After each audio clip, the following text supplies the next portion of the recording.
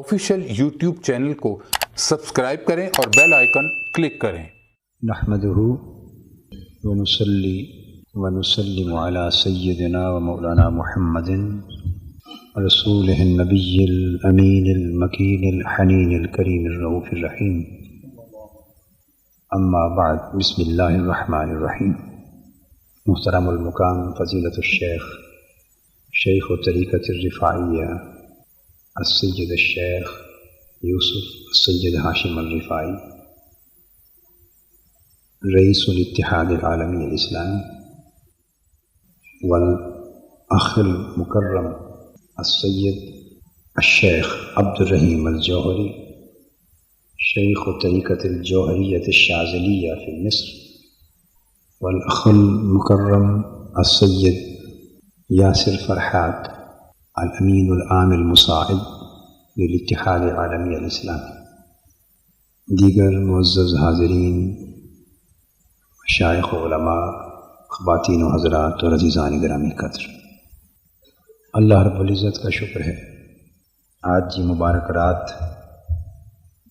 शब मेराजुन नबी सल्लल्लाहु तआला अलैहि वसल्लम इसकी महफ़िल और इसकी मजलिस हमें नसीब हुई और मुहतरम सैयद यूसुफ हाशिम अल-रिफ़ाई साहिब का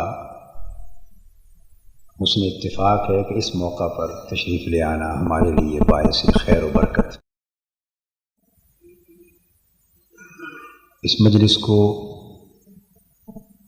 जो पहले ही हुज़ूर नबी अकरम सल्लल्लाहु तआला अलैहि वसल्लम की मेराज पाक की मुनासबत से मुनक़िद हुई, इसमें हमारे लिए बहुत सी सआदतें, रहमतें और बरकतें थीं, मगर अब एक सालेह और बुज़ुर्ग शख्सियत का इसमें शरीक होना हमारे लिए बरकतों और रहमतों में बहुत से इजाफ़े का बायस हो गया। मेरी गुफ्तगू के बाद सैयद अब्दुर्रहीम अल-जौहरी साहब और सैयद यासिर फ़रहात साहब भी ख़िताब करेंगे मुख्तसर, और फिर सैयद यूसुफ हाशिम अल-रिफ़ाई दामत बरकातुहुल आलिया भी ख़िताब फरमाएँगे।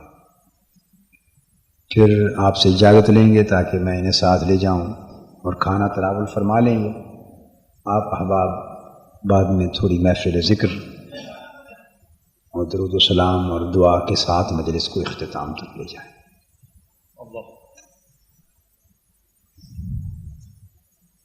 हुज़ूर नबी अकरम सल्लल्लाहु तआला अलैहि वसल्लम हदीस में और कुतुब फ़ज़ाइल में और तज़किरों में आता है कि अभी हुज़ूर नबी अकरम सल्लल्लाहु तआला अलैहि वसल्लम की विलादत बासआदत नहीं हुई थी,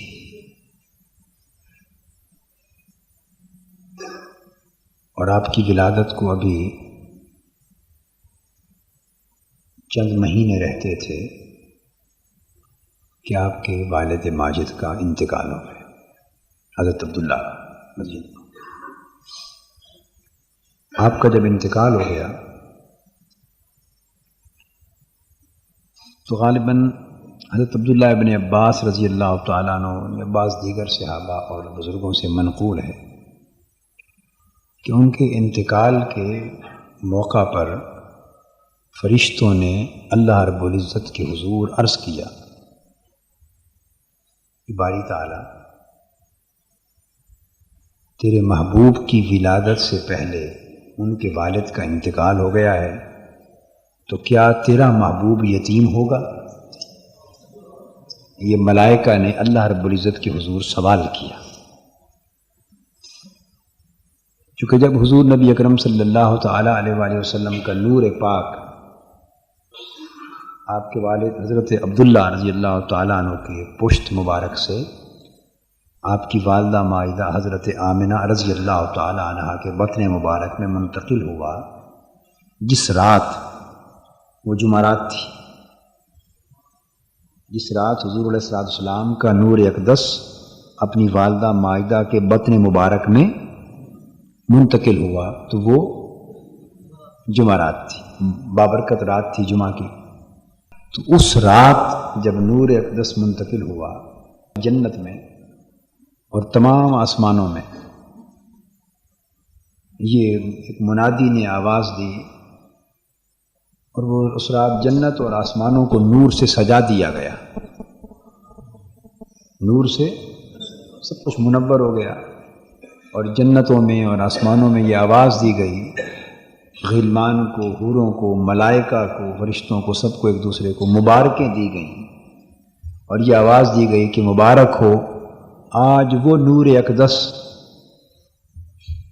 جس کی خاطر ہم اور آپ اور یہ ساری کائنات تخلیق کی گئی تھی، اپنی تشکیل عنصری کے آخری مرحلے میں داخل ہونے کے لیے اپنی والدہ مائدہ کے بطن مبارک میں منتقل ہو گیا ہے۔ اب وہاں اس کا جو وجود عنصری ہے، جسمانی وجود، اس کی تشکیل ہوگی، اور وہ نبی آخر الزماں کی شان کے ساتھ دنیا میں تشریف لائیں گے۔ تو تمام ملائکہ کو، حور و غلمان کو، آسمانی اور جنتی مخلوق کو حضور نبی اکرم صلی اللہ تعالیٰ علیہ وآلہ وسلم کے تولد سے کم و بیش 8-9 ماہ قبل اس انتقال نور کے ساتھ، نور کے منتقل ہونے کے ساتھ خبر ہو گئی، اطلاع ہو گئی۔ کچھ عرصے کے بعد جب آپ کے والد ماجد کا انتقال ہو گیا، اب میں اس بیان کے ساتھ اس کو ملا رہا ہوں۔ جب وصال ہو گیا تو ملائکہ منتظر تھے حضور علیہ السلام کی ولادت باسعادت کے۔ جب آپ کے والد گرامی کا وصال ہوا تو اس وقت پھر ملائکہ نے سوال کیا، باری تعالیٰ یہ محبوب جس کی خاطر تو نے ساری کائنات بنائی ہے اور جس کے نور کے منتقل ہونے پر مبارک بادیاں دی گئیں اور جنتیں سجائی گئیں، تو کیا تیرا محبوب یتیم ہو کے پیدا ہوگا اور دنیا میں یتیم ہوگا؟ اس کا والد اس کے سر پہ نہیں ہوگا؟ یہ سوال کیا۔ اللہ پاک نے جواب میں فرمایا کہ نہیں، میرا محبوب یتیم نہیں ہوگا، اس کا سہارا میں خود ہوں گا۔ میرا محبوب بے سہارا نہیں ہوگا، اس کا سہارا میں خود ہوں گا، اور میں خود اس کی پرورش اور نگہبانی کرنے والا ہوں گا۔ حضور علیہ السلام کی ولادت ہوئی تو والد ماجد کا انتقال ہو چکا تھا۔ پھر آپ کے دادا حضرت عبد المطلب رضی اللہ تعالیٰ عنہ نے ابتدائی پرورش کی، 8 سال کی عمر کو پہنچے ان کا وصال ہو گیا۔ تھوڑی عمر تھی چند سالوں کی تو والدہ ماجدہ کا پہلے وصال ہو گیا۔ پھر والدہ ماجدہ کے وصال کے بعد 8ویں سال پہ آپ کے دادا جان کا وصال ہو گیا۔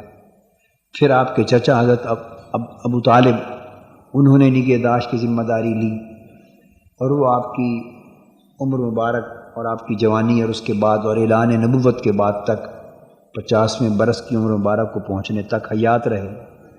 بڑے بڑے مشکل دن اور مشکل وقت اور مشکل لمحے اور مشکل واقعات آئے۔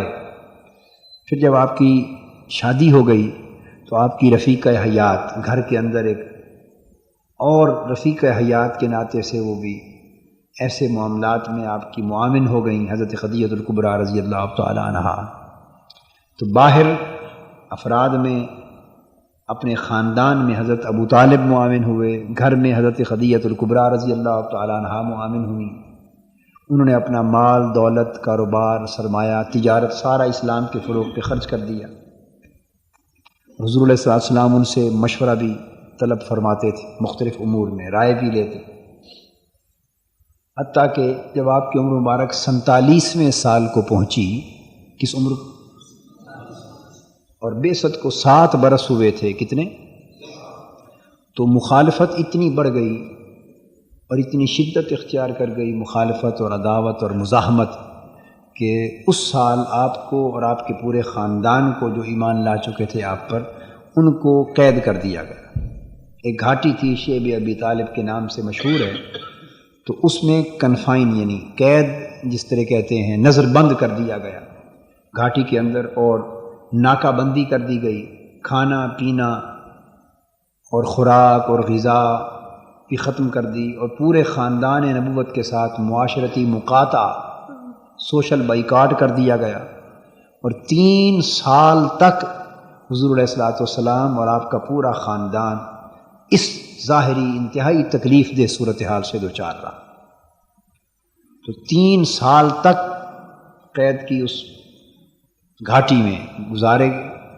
اس کے بعد جب آپ باہر تشریف لائے تو آپ کی عمر مبارک 50 برس تھی۔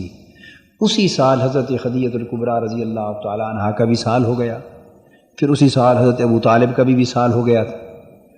تو 3 سال کے قید و بند اور قید و بند کی صعوبتیں، بے پناہ مخالفت، بے پناہ مزاحمت، بے پناہ عداوت، بڑی سازشیں، بڑی رکاوٹیں، بڑی مزاحمتیں، اور یہ ظاہری رشتے ناطے میں جو 2 سہارے اور معاون تھے اور خادم تھے یہ بھی دنیا سے رخصت ہو گئے۔ تو یہ سال ایسا تھا حضور علیہ السلام کے لیے غموں سے بھرا ہوا سال، کہ اس کو عام الحزن کہتے ہیں۔ آپ کی حیات مبارکہ میں اس سال کو کیا کہتے ہیں؟ عام الحزن، یعنی غم والا سال۔ یہ بہت غم و اندوہ کا سال تھا۔ تو جب غم و اندوہ بہت بڑھ گئے تو وہ جو کلمہ یاد کیجئے، اللہ رب العزت نے فرمایا تھا کہ میرا محبوب بے سہارا نہیں، اس کا سہارا میں خود ہوں۔ تو حضور علیہ السلام پر جب یہ غم والا سال آیا، اب نہ تو والدہ ماجدہ تھی، نہ والد گرامی تھے، نہ دادا تھے، نہ چچا تھے، نہ زوجہ محترمہ تھی۔ جو صحابہ کرام ایمان لا چکے تھے وہ بھی مصائب کی زد میں تھے، آلام کی زد میں تھے، ان پر بھی مشکلات کے پہاڑ حضور نبی اکرم صلی اللہ علیہ وآلہ وسلم کی نسبت کے باعث توڑے جاتے تھے۔ تو جب غم و اندوہ کا یہ سال آیا تو اس وقت اللہ رب العزت نے سیدنا جبرائیل امین کو علیہ السلام کو بھیجا اور حکم دیا کہ میرے محبوب کو یوں اپنی زمینی زندگی میں کبھی دل کی آنکھوں کے ساتھ، روح کے ساتھ اللہ رب العزت کا دیدار بھی حضور علیہ السلام کو کئی بار نصیب ہوا، 9 بار اللہ کی زیارت کی حضور علیہ السلام نے۔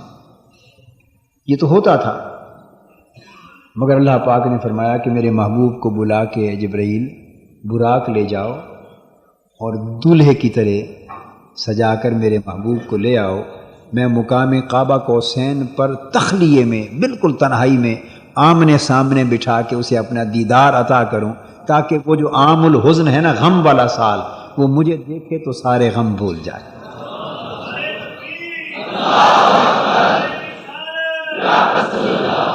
تو جب غم اور اندوہ اور دکھ اور پریشانیاں انتہا پہ پہنچتی ہیں، انتہا پر پہنچتی ہیں، تو ایسے وقت میں انسان کو ضرورت ہوتی ہے کہ کوئی غموں کو بانٹنے والا ہو، کوئی دکھوں کا بوجھ اتارنے والا ہو، کوئی ایسا ہو جس سے دلوں کے دکھ بیان کیے جائیں، کچھ سنے کچھ سنائے اور بوجھ اتر جائیں۔ تو ایسا موقع ہوتا ہے غم و اندوہ کو چھانٹنے اور دور کرنے کے لیے کہ کوئی جتنا ہی پیارا ہو اسی قدر اس سے مل کر غم دور ہوتے۔ تو پہلے تو یہ تھا کہ باہر کفار پتھر مارتے، تانا زنی کرتے، برا بھلا کہتے، ظلم کرتے، مصیبتوں کے پہاڑ ڈھاتے، اور حضور علیہ السلام جب اس طرح ظاہراً غم اور اندوہ لے کر گھر تشریف لاتے تو آگے حضرت خدیجہ الکبریٰ رضی اللہ تعالی عنہا کچھ کلمات عرض کرتی، کبھی چچا کے کلمات کانوں میں پڑھتے اور کرتے کہ مجھے اگر ساری دنیا بھی دشمن ہو جائے تو ساری باتوں کے باوجود میں ساتھ نہیں چھوڑوں گا۔ تو یہ کلمات ایک تقاضا ہوتا ہے انسانی زندگی کا، تو یہ خاص وقتوں میں یہ کلمات کام آتے تھے۔ جب یہ سارے اٹھ گئے دنیا سے، نہ حضرت خدیجہ الکبریٰ رضی اللہ تعالی عنہا رہیں کہ ان غموں کو بانٹتی، نہ چچا ابو طالب رہے کہ غموں کو بانٹتے، اور قید و بند کی وجہ سے معاشرتی مقاطع کے بعد حالات بڑے ہی عجیب ہو گئے۔ جب غم و اندوہ نے زور کیا تو اللہ پاک نے فرمایا کہ ہم نے جو وعدہ کیا تھا کہ سہارا میں آپ ہوں، تو اب محبوب اگر کوئی ایسا نہیں جسے تو اپنے غم سنائے، اور کوئی تیری بیتی سنے، اور کوئی تجھے سنائے اور تیرے دکھ دور ہوں، تو محبوب اب ہم تمہیں اپنے گھر بلاتے ہیں، اپنے پاس، اور پھر سارے پردے درمیان سے ہٹا دیں گے، اور اس طرح آمنے سامنے کعبہ قوسین پر تجھے بٹھائیں گے کہ تنہا تو ہمیں دیکھتا ہوگا، ہم تمہیں دیکھتے ہوں گے، تو ہمیں سنتا ہوگا، ہم تمہیں سنتے ہوں گے، تو اپنی ہمیں سنا جانا، ہم تم کو سنا دیں گے۔ اس طرح نہ صرف وہ غم غلط ہو جائیں گے، بلکہ وہ ایسی ملاقات ہوگی کہ محبوب جب تک تو پھر اس دنیا میں رہے گا اس ملاقات کی لذت کبھی بھولے گی نہیں، اور وہ آئندہ آنے والے دنوں کے جو غم ہوں گے اور دکھ اور رنج ہوں گے وہ انہیں بھی بھلاتی رہے گی وہ یاد۔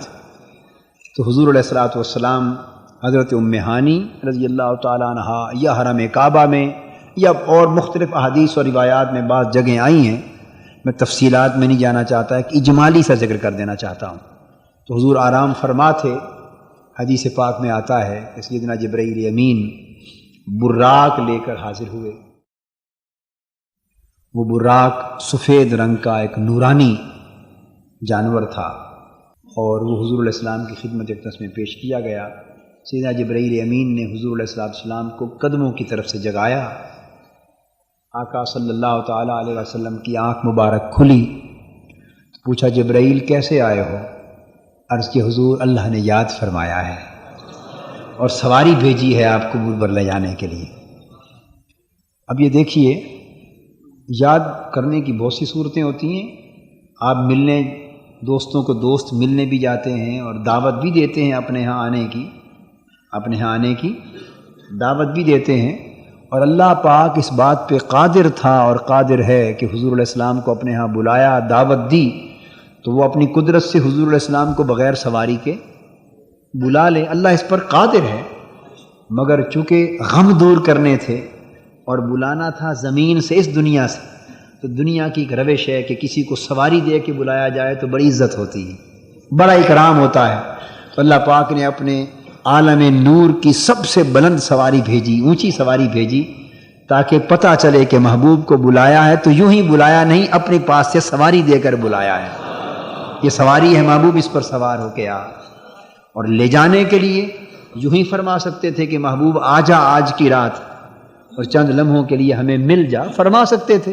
اور حضور علیہ الصلوۃ والسلام، جو اللہ فرماتا ہے سبحان الذی اسریٰ بعبدہ لیلا من المسجد الحرام الی المسجد الاقصی، تو جو قادر ہے محبوب کو لے جانے پر، تو وہ بغیر سواری کے بھی لے جانے پر قادر ہے، اور بغیر جبرائیل امین کے ساتھ کے بھی قادر ہے۔ مگر جس طرح سواری بھیجنے میں مہمان کی ایک عزت ہوتی ہے، اسی طرح سواری کے ساتھ ایک شخص بھیجنے میں جو ساتھ بطور خادم کے لے آئے، اس میں بھی عزت ہوتی ہے، اس میں بھی۔ تو سیدنا جبرائیل امین سے بہتر آسمانی کائنات میں، ملائکہ میں، اللہ کی آسمانی اور ملائکہ کی کائنات میں ان سے بہتر کوئی فرد نہ تھا۔ سو بہترین فرد منتخب کر کے حضور کی خدمت میں بھیجا کہ آپ لے کے آئیں۔ سواری بھیجی بہترین، براق جو نوروں اور بجلیوں کا مرقع تھی، اور اس شان کی عامل تھی کہ جہاں براق کی نگاہ پڑتی تھی وہاں ان کا پہلا قدم پڑتا تھا۔ تو حضور علیہ السلام کو غسل دیا، شق صدر کیا، سواری پہ بٹھائے، وضو غسل کے بعد ساتھ لے کے چلے، اور لے کے چلے تو سب سے پہلے بیت المقدس میں لے گئے، بیت المقدس میں لے گئے۔ وہاں ایک جگہ تھی جہاں انبیاء علیہ السلام اپنی سواریوں کو باندھا کرتے تھے، حضور علیہ السلام کی سواری وہاں باندھی گئی، اور بیت المقدس میں حضور صلی اللہ علیہ وسلم نے 2 رکعت نماز نفل ادا فرمائے۔ راستے میں جو جو قبریں انبیاء علیہ السلام کی آئیں، اور خصوصاً سیدنا موسیٰ علیہ السلام کی، انہیں حکم ہوا کہ یہاں سے میرے محبوب کی سواری گزر رہی ہے، وہ سارے آداب ملحوظ رکھے گئے، گزر رہی ہے، تم اپنی اپنی قبروں میں کھڑے ہو کے صلاۃ پڑھو۔ استقبال ہوتا گیا۔ پھر جب بیت المقدس میں پہنچے تو سب انبیاء کی ارواح کو اور انبیاء کو حکم ہوا کہ تم یہاں صف در صف میرے محبوب کا استقبال کرو۔ حضور علیہ السلام نے جماعت کرائی، انبیاء علیہ السلام نے حضور صلی اللہ علیہ وسلم کی ابتدا میں نماز ادا کی۔ اس کے بعد حضور علیہ السلام کی خدمت اقدس میں 2 برتن پیش کیے گئے، ایک میں شراب تھی، وہ بھی جنت کی، وہ یہ نہیں جنت کی، ایک میں دودھ تھا کہ حضور جو پسند فرمائیں۔ جنت کی خوراک شروع ہو گئی، چونکہ اب اس طرف کا سفر ہو رہا ہے نا، اب یہاں کی خوراک اور غذا کا سلسلہ بند ہے۔ آپ جب دیکھیے نا جہاز پہ سفر کرتے ہیں تو جہاں سٹے ہوتا ہے نا، تو جہاز وہاں سے خوراک لے لیتا ہے اگلے ملک کے سفر کے لیے۔ آپ پاکستان سے باہر دور یورپ اور امریکہ وغیرہ کا سفر کریں تو آپ کو ایک آدھ کھانا تو پاکستان کا راستے میں ملے گا۔ جب آپ 1-2 سٹاپس کے بعد آگے چلتے ہیں تو آپ کو ان ملکوں کا نیا کھانا مل جاتا ہے، اور آگے جاتے ہیں تو ان ملکوں کا کھانا مل جاتا ہے۔ تو کھانا جس ملک سے گزرتے ہیں وہیں کا کھانا۔ تو بیت المقدس سے سفر جب شروع ہونے لگا تو دنیا کی خوراک اور غذائیں بند، بس یہیں سے جنت کی اور نورانی غذائیں شروع ہو گئیں۔ اب وہ جو نورانی غذائیں اس بشری جسم کے ساتھ بھی کھانا اور ہضم کرنا، تو وہ نور اس بشریت کے اندر نہ ہو تو نہ وہ خوراک اس دنیا میں کھائی جا سکے نہ ہضم کی جا سکے۔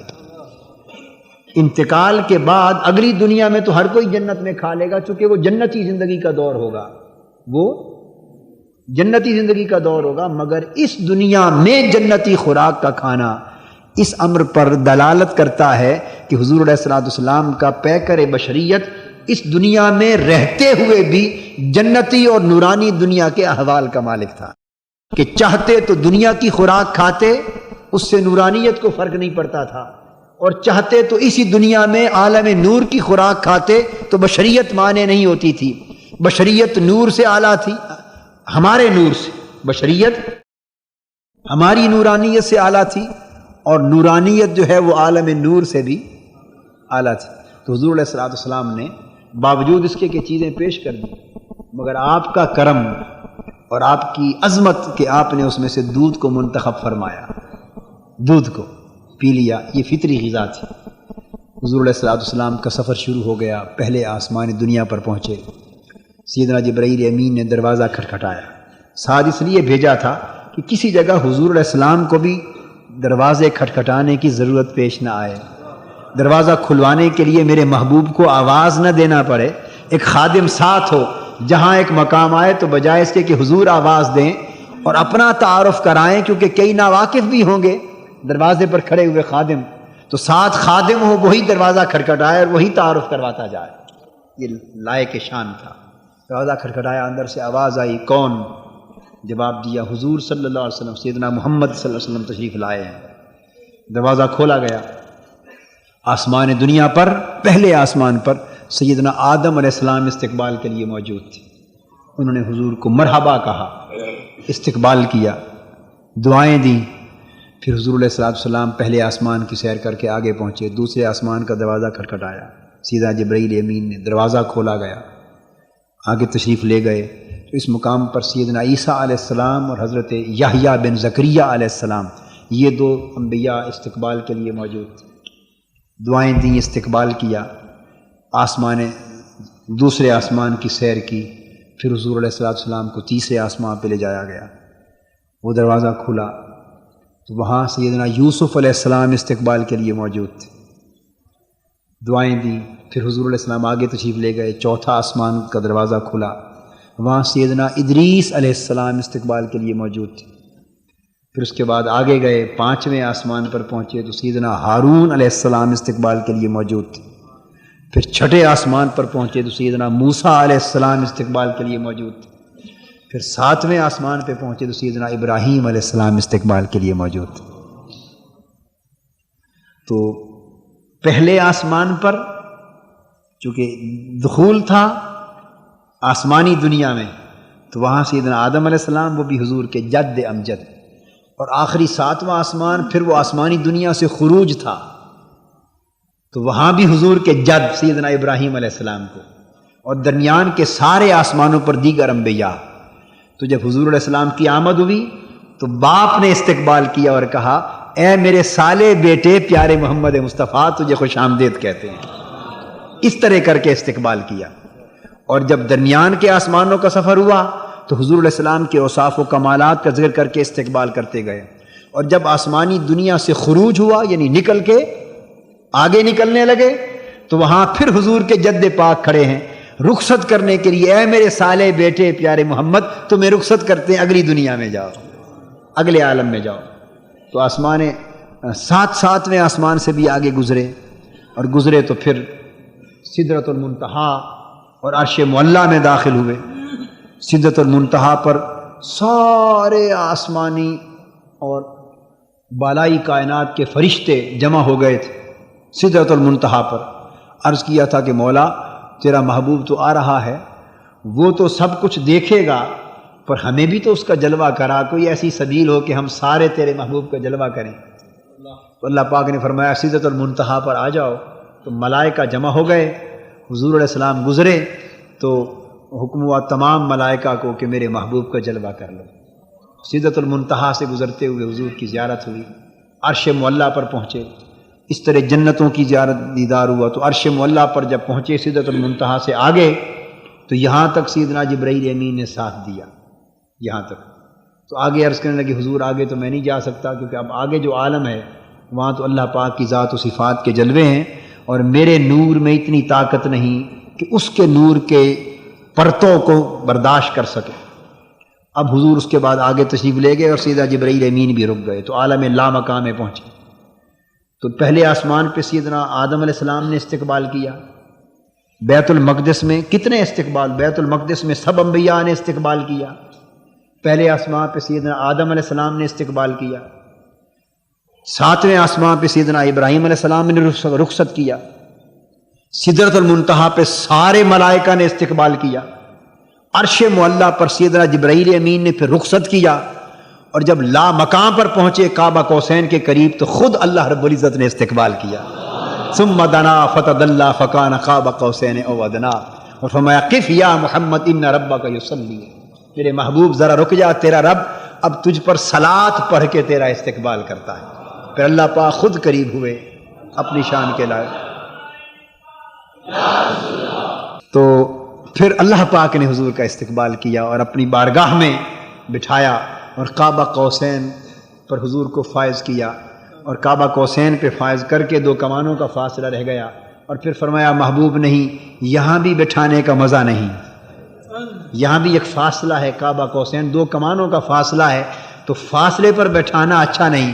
محبوب جب اوپر بلایا ہے تو آج اس طرح ملتے ہیں کہ سارے فاصلے نیچے رہ جائیں اور تو اوپر ہو جائے، سارے فاصلے نیچے رہ جائیں اور تو اوپر ہو جائے، آج اس طرح ملتے ہیں۔ پھر او ادنا، پھر اس سے بھی قریب تر کر لیا، اور پھر اتنا قریب کر لیا، اتنا قریب کر لیا کہ پھر نہ فاصلوں کا کوئی تصور رہا، نہ قربتوں کا کوئی تصور رہا، اور اس طرح پھر سارے پردے اٹھا دیے، سارے پردے، اور حضور علیہ السلام کی آنکھوں میں ما زاغ البصر وما طغا کا کجلا ڈالا گیا، سرما ڈالا گیا ما زاغ البصر کا، اور بینائی دی گئی ما طغا کی، اور کعبہ قوسین او ادنا کے مقام پر بٹھا دیا گیا۔ پھر پردے اٹھا دیے گئے اور فرمایا انہو هو السمیع البصیر، محبوب اب تیرے کان میں وہ سماعت دے دی گئی جس سماعت کا تصور دنیا والے تو کیا ملائکہ بھی نہیں کر سکتے۔ تیری آنکھوں کو آج وہ بصارت دے دی گئی کہ دنیا والوں کی آنکھیں تو درکنار، جبرائیل کی بصارت بھی جس کا تصور نہیں کر سکتی۔ آج محبوب تیرے کان خاص کان ہیں، تیری آنکھیں خاص آنکھیں ہیں، بس اپنے ان خاص کانوں سے، اپنے خاص کانوں سے او ادنا کی منزل پر بیٹھ کر میری باتیں سن، اور اپنی خاص آنکھوں سے او ادنا کی منزل پر بیٹھ کر میرے حسن کا جلوہ کر، مجھے دیکھ اور مجھے سن، اور میں پھر تجھے دیکھتا ہوں اور تمہیں سنتا ہوں، نہ ہم دو کے سوا کوئی ہمیں سنے نہ کوئی دیکھے، اور پھر بتا اب بھی غم رہ گئے۔ اس مقام پر بٹھایا، جب حضور علیہ السلام سرفراز ہو گئے تو فرمایا فَأَوْحَا إِلَىٰ عَبْدِهِ مَا أَوْحَا، اب محبوب پھر اس نے وحی کی، القاء کیا اپنے محبوب کے دل میں جو اس نے چاہا القاء کیا۔ اب وہ جو باتیں وہاں ہوئیں اس کو پھر نہ اس وقت بتایا گیا، نہ بعد میں بتایا گیا، اور نہ آج تک کسی کو خبر ہے۔ ہر کوئی اندازے لگاتا پھرتا ہے کیا اس نے کہا اور کیا محبوب نے کہا، ہر کوئی اندازے کرتا پھرتا ہے۔ فَأَوْحَا إِلَىٰ عَبْدِهِ مَا أَوْحَا، پھر اس نے پھر اپنے اس پیارے بندے کے دل میں کچھ باتیں ڈالی، جو اس کے جی میں آیا اس نے ڈالی، جو اس نے کہا اس نے سنی، جو اس نے چاہا اس نے بیان کی، وہ نہ تمہیں خبر نہ ہمیں خبر۔ اس میں سے تھوڑی تھوڑی چیزیں جو حضور علیہ السلام نے ہماری سکت کے مطابق، ہماری وسعت طاقت اور ضرورت کے مطابق جنہیں افشا کر دیا وہ دنیا کو معلوم ہو گئیں، اور جنہیں افشا نہیں اس کی کچھ خبر ہی نہیں۔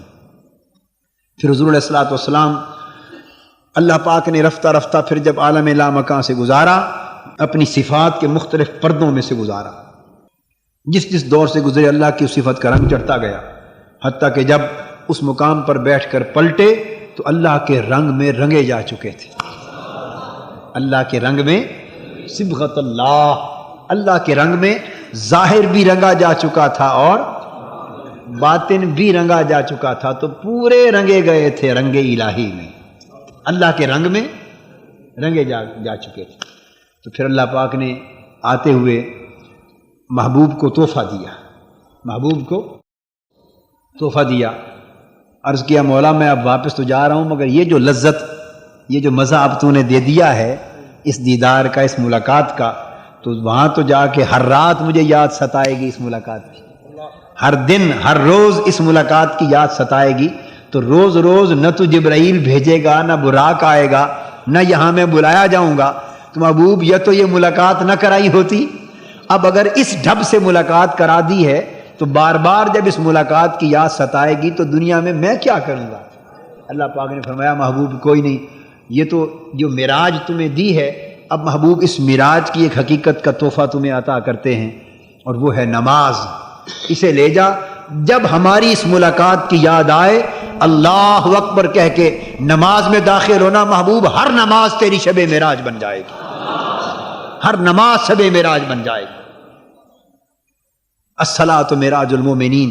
اور محبوب پھر صرف تیری ذات کے لیے نہیں، اس سے جو تمہیں معراج نصیب ہوگی اس سے تیری امت کو بھی کچھ حصہ عطا کرتے ہیں۔ عرض کیا مولا میں تو اپنی ہر نعمت میں امت کو شریک کیا کرتا ہوں، تو امت کو بھی جب یہ سنے گی امت اس معراج کا تذکرہ تو سن کے بھی انہیں کچھ تو لذت آئے گی نا، تو وہ اس میں سے حصہ مانگیں گے کہ کچھ حصہ ہمیں بھی ملے۔ تو فرمایا کہ اس کو بھی، نماز کو تیری امت کے لیے بھی معراج بنا دیتے۔ تو 50 نمازیں دے کے روانہ کیا۔ کتنی؟ 50 نمازیں۔ جب چھٹے آسمان پر پہنچے سیدنا موسیٰ علیہ السلام نے پوچھا یا رسول اللہ صلی اللہ علیہ وسلم اللہ پاک نے کیا تحفہ دیا ہے؟ آپ نے فرمایا 50 نمازیں میری امت کے لیے دی ہیں۔ سیدنا موسیٰ علیہ السلام نے فرمایا حضور آپ کی امت اس بوجھ کو برداشت نہیں کر سکے گی، میری درخواست یہ ہے کہ آپ تو جو عرض کریں گے مانا جائے گا، آپ کا تو فرق کوئی نہیں پڑتا، مگر کچھ تخفیف کرا کے جائیں۔ لگتا ایسے ہے کہ موسیٰ علیہ السلام نے آپ کو اور ہمیں دیکھ لیا تھا، لگتا ایسے ہمیں دیکھ لیا تھا۔ تو حضور علیہ السلام کا دھیان اس نعمت پر تھا، موسیٰ علیہ السلام کا دھیان ہماری حالت پر تھا۔ تو حضور علیہ السلام واپس حاضر ہوئے اللہ پاک کی بارگاہ میں، عرض کیا باری تعالیٰ امت شاید یہ بوجھ نہ اٹھا سکے، کچھ تخفیف فرما دے۔ اللہ پاک نے 5 کم کر دیں، پھر واپس آئے، پھر فرمایا، عرض کیا حضور اور تخفیف کرائیں، جاتے رہے حتیٰ کہ 45 نمازیں معاف ہوئیں، 5 رہ گئیں۔ جب حضور علیہ السلام واپس تشریف لائے تو اللہ پاک نے آواز دی کہ محبوب یہ 5 نمازوں کو فرض بنا کے بھیجتا ہوں، مگر جو پہلی بات کی تھی 50 کی اس سے ہٹتا نہیں، فرض 5 نمازیں ہوئیں اور ثواب 50 کا ہی دیتا رہوں۔ پڑھیں گے 5 اور ثواب لکھا 50 کا جائے گا 1۔ اور دوسرا محبوب یہ کہ یہ بھی تحفہ امت کے لیے لے جا کہ اگر کوئی نیکی کا ارادہ کریں گے آپ کی امت کے لوگ تو اس ارادے پر بھی نیکی لکھ دوں گا، خالی ارادے پر بھی نیکی لکھ دوں گا، اور جب نیکی کر لیں گے 1 کریں گے اور اجر میں 10 لکھ دوں گا، اور جب کسی برائی اور گناہ کا ارادہ کریں گے تو کوئی گناہ نہیں لکھوں گا، اور گناہ کر لیں گے تو صرف 1 لکھوں گا، اور توبہ کر لیں گے وہ بھی مٹا دوں گا۔ یہ امت کے لیے تحفہ لے جا، ایک نماز کا تحفہ، ایک یہ تحفہ۔ تو حضور تشریف لے آئے، سیدنا موسیٰ علیہ السلام نے پوچھا حضور یہ بھی کچھ زیادہ ہی لگتی ہیں، 1 چکر اور لگا لیں۔ آپ نے فرمایا نہیں مجھے حیا آتی ہے، مولا تو اب بھی انکار نہیں فرمائے گا، مولا تو اب بھی انکار نہیں فرمائے گا، مگر مجھے حیا آتی ہے۔ تو حضور علیہ السلام واپس تشریف لائے اور نماز کا تحفہ لا کے ہمیں عطا فرماتی، نماز کا تحفہ لا کر۔ اور جب واپس پہنچے تو جب رخصت ہوئے تھے تو غسل فرمایا تھا، وضو فرمایا تھا، واپس آئے تو یہ خدا جانے کتنی صدیاں بیت گئی ہوں گی، کتنے ہزاروں لاکھوں کروڑوں اربوں کھربوں سال ہمارے حساب سے، کیونکہ یہ حساب اور وہاں کا حساب تو بڑا مختلف ہے، خدا جانے کتنی مدتیں بیت گئی ہوں گی، مگر واپس آئے تو جس وضو سے پانی کر کے تشریف لے گئے تھے اس کا پانی ابھی بہہ رہا تھا، بستر کی تپش موجود تھی۔ اتنا جلد تشریف لے آئے کہ حضرت عائشہ صدیقہ رضی اللہ تعالیٰ عنہ فرماتی ہیں کہ حضور تو صلی اللہ علیہ وسلم تو خدا جانے کتنی مدتیں وہاں گزار کے آئے، مگر اس دنیا میں پلٹے تو یہاں پلٹنے میں اتنی جلدی محسوس ہوئی کہ یوں لگا کہ جیسے حضور علیہ السلام تشریف ہی نہیں لے گئے، بس آنکھ جھپکنے سے بھی گویا پہلے واپس آ گئے۔ تو لا کے حضور نے تحفہ کیا عطا فرمایا؟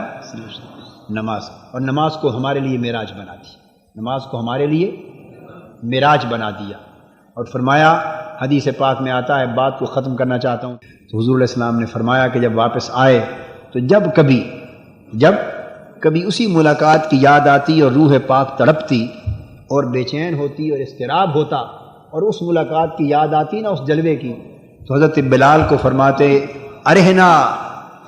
ارہنا بالصلاۃ، یا بلال ارہنا بالصلاۃ، بلال آج ہماری روح میں تھوڑی بے چینی ہے، وہ او ادنا والی ملاقات یاد دلا آ رہی ہے، تڑپا رہی ہے، ذرا ہماری روح کو سکون دے دے نماز کے ساتھ۔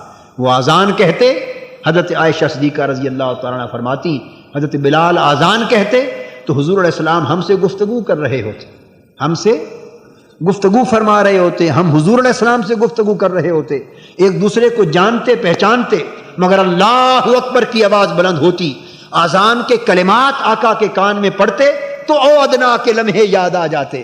بس اذان کی آواز سنتے ہی شب معراج کی تنہائیاں جو یاد آتی، ہمارے سامنے بیٹھے ہوتے، اس طرح حالت بدل جاتی کہ حضور ہمیں پہچاننا بھی چھوڑ دیتے۔ اب جب او ادنا کی کیفیت یاد آئے تو اب کون پہچانے کسی کو؟ اب کس کی پہچان رہے؟ اب کس کا خیال رہے؟ کس کی یاد رہے؟ کس سے شناسائی رہے؟ دو عالم سے کرتی ہے بیگانہ دل کو، عجب چیز ہے لذت آشنائی۔ ارے دوست کو دوست نظر آ جائے تو ساری دنیا کی شناسائی بھول جاتی ہے، اور آدمی محبوب کو تکتا رہ جاتا ہے۔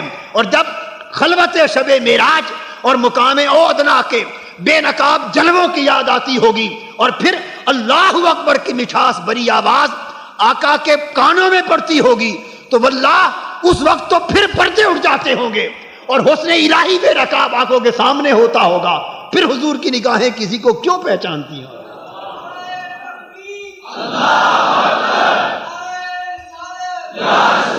اور پھر نماز میں داخل ہوتی اور پھر ہر ایک کی یاد اور خیال اور سب پہچانے بھول جاتی۔ تو ضرورت اس امر کی ہے کہ اس شب معراج کے تذکرے سے حضور علیہ الصلوۃ والسلام کی اس معراج پاک کی قدردانی کریں، اور آقا نے اس معراج کی شب ہمارے لیے جو تحفہ لائے۔ آپ اگر سعودی عرب جائیں، مکہ معظمہ جائیں، مدینہ پاک جائیں اور حج کر کے واپس لائیں تو آب زمزم لاتے ہیں، کھجوریں لاتے ہیں کہ نہیں، تحائف لاتے ہیں، اور کوئی لا کے آپ کو دے بھئی یہ مدینہ پاک سے تحفہ لایا ہوں، یہ مدینہ پاک سے تحفہ لایا ہوں۔ ہماری تو ساری کائنات میں سب سے بڑی جگہ مدینہ ہے نا، اور مکہ معظمہ ہے نا، تو یہ مکہ اور مدینہ سے تحفہ لایا ہوں، تو آپ کبھی اس کو اگر پھینک دیں معاذ اللہ استغفر اللہ، نظر انداز کر دیں، تو آپ گوارا کرتے ہیں کہ ایمان کی کیا حالت ہوگی؟ کیا یہ ممکن ہے کہ مدینہ پاک سے تحفہ لائے کوئی ہمارا حاجی ساتھی اور ہم اسے بے پرواہی کا شکار کر دیں؟ کیا ممکن ہے؟ تو جس طرح ہمارا مدینہ وہ ہے، تو ارے حضور کا مدینہ او ادنا ہے، حضور کا مدینہ مقام کعبہ قوسین ہے، اور آقا جب وہاں گئے تو ہمارے لیے بھی تحفہ لائے، جب وہاں تشریف لے گئے تو ہمارے لیے تحفہ لائے، اور وہ تحفہ نماز کا لا کے ہمیں عطا کیا، اور تحفہ بھی ایسا دیا کہ وہ پڑھیں تو تھوڑی تھوڑی لذت اسی کیفیت کی مل جائے۔ مگر ہم نے کتنی سرد مہری سے کام لیا، کتنی بے پرواہی کی، کتنی بے ادبی کی اس تحفے کی۔ تو آج کی رات یہ عہد کرنا چاہیے کہ حضور نماز حضور علیہ السلام کا لایا ہوا تحفہ ہے، بس اتنی بات یاد رکھیں، نماز معراج سے حضور علیہ السلام کا لایا ہوا تحفہ اور ہمیں عطا فرما دیا ہے۔ آئیے ہم اس تحفے کی قدردانی کریں، اس کو سینے سے لگائیں اور اس کے ساتھ یوں چمٹ جائیں، اور کوشش کریں کہ ہر نماز میں سے کچھ اسی لذت اور اسی کیفیت اور حلاوت کا حصہ ہمیں مل سکے۔ اللہ پاک ہمارے حال پہ کرم فرمائے، ہمارے حال کی اصلاح فرمائے، اور حضور علیہ الصلوۃ والسلام کے لطف و کرم اور آپ کے انعام اور آپ کی رحمتوں میں سے حصہ وافر عطا فرمائے۔ وصلی اللہ تعالی علیہ وعلی آلہ وصحبہ وازواجہ واہل بیتہ اجمعین برحمتک یا ارحم الراحمین۔ يا الله يا الله يا حنان يا منان يا قديم الإحسان يا من رحمته في كل مكان وفي كل زمان، يا الله الله لا إله إلا هو الحي القيوم ذو الجلال والإكرام، الله لا إله إلا هو الحي القيوم ذو الجلال والإكرام، الله لا إله إلا هو الحي القيوم ذو الجلال والإكرام. صل وسلم على سيدنا ونبينا محمد نبيك نبي الرحمة وعلى آله الطيبين الطاهرين، أمن يجيب المضطر إذا دعاه ويكشف السوء، أمن يجيب المضطر إذا دعاه ويكشف السوء، أمن يجيب المضطر إذا دعاه ويكشف السوء.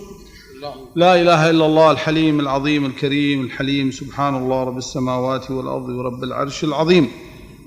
اللهم إنا نسألك باسمك العظيم الأعظم وبوجهك الكريم الأكرم وبأسمائك الحسنى كلها ما علمنا منها وما لم نعلم وبجاه وحرمة وشفاعة سيدنا محمد صلى الله عليه وسلم أن تغفر ذنوبنا وأن تستر عيوبنا. اللهم استر عوراتنا وآمن روعاتنا، اللهم استر عوراتنا وآمن روعاتنا، اللهم استر عوراتنا وآمن روعاتنا.